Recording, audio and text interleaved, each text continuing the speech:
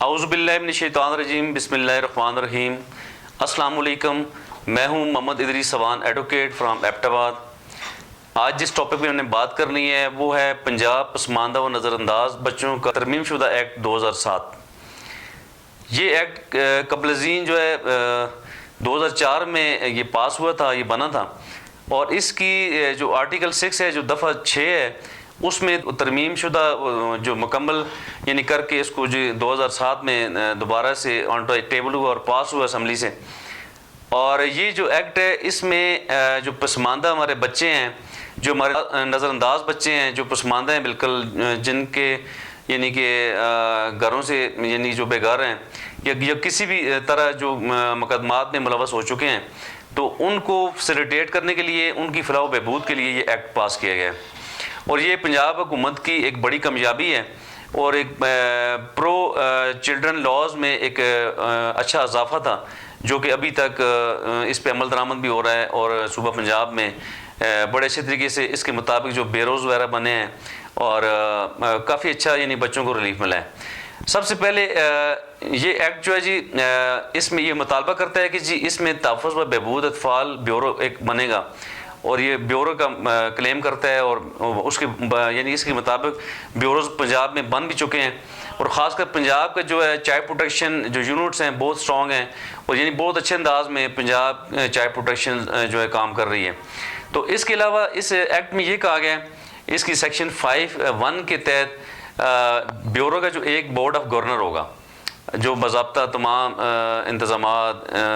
دیکھے گا، اس کو اس کی یعنی سپرویژن کرے گا۔ اور اس کے علاوہ اس میں یہ کہا گیا ہے کہ جو بورڈ آف گورنر ہوگا، جو بیورو ہوگا، ان تمام چیزوں کے جو سرپرست اعلیٰ ہوں گے وہ وزیر اعلیٰ پنجاب ہوں گے۔ تو اس میں بہت ہی اچھی بات ہے، چونکہ چیف منسٹر کو اس کا سرپرست اعلیٰ بنایا گیا ہے۔ اور اس کے علاوہ فعال افسران تعینات ہوں گے۔ ان افسران کا کام یہ ہوگا کہ جو نظر انداز بچے ہیں، جو پسماندہ بچے ہیں، جو کسی بھی طرح متاثرہ بچے ہیں، ان کی جتنی بھی فلاح و بہبود ہے اس کے جو ہے انتظامات یہ کریں گے یہ افسران، جو کہ تحفظ اطفال بیورو میں جو ہے نا جی، اس بیورو کو چلانے کے لیے جو افسران مقرر کیے گئے ہیں ان بچوں کی فلاح و بہبود کے لیے۔ اور اس کے علاوہ اس میں یہ بھی کلیم کیا گیا ہے کہ نو عمر جو بچے ہیں، جو جوینائلز ہیں، ان کے لیے الگ کورٹس ہوں گی،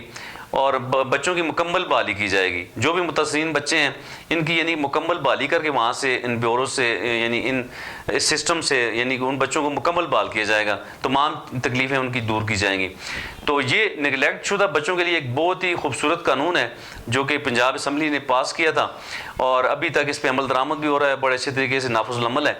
اور میں سمجھتا ہوں اسی طرح کے پرو چلڈرن لاز جو ہیں، جو دیگر صوبوں میں بنائے ہیں، مرکز یعنی مرکز لیول پہ بھی جو بنے ہیں، یہ بہت ہی ضروری ہے کہ جی ہم نے اگر بچوں اپنے کو بچانا ہے، ہم نے اپنے بچوں کو تحفظ فراہم کرنا ہے،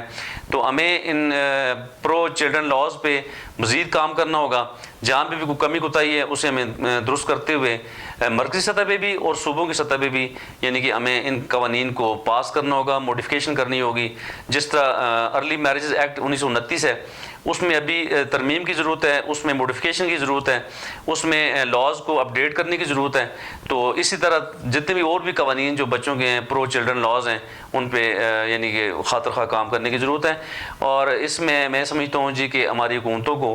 صوبائی حکومتوں کو، ہماری نیشنل حکومت کو اس میں سر جوڑنا ہوگا۔ اور ابھی 18ویں ترمیم کے بعد کافی زیادہ اختیارات جو ہیں جی صوبوں کو منتقل ہو چکے ہیں قانون سازی کے، تو اس میں بھی تمام صوبوں میں جو ہے نا جی بچوں کی بالخصوص قانون سازی میں جو ہے نا جی